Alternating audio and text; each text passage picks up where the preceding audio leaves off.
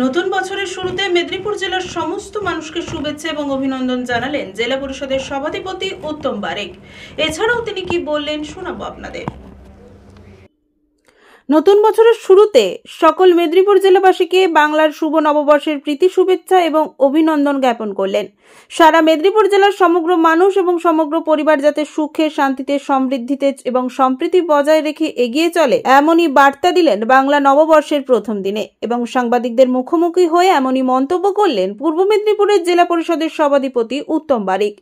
এছাড়াও তিনি জানিয়েছেন, নতুন বছরের শুরুতে সকল মেদিনীপুর জেলাবাসীকে বাংলা শুভ নববর্ষের প্রীতি শুভেচ্ছা অভিনন্দন জ্ঞাপন করি।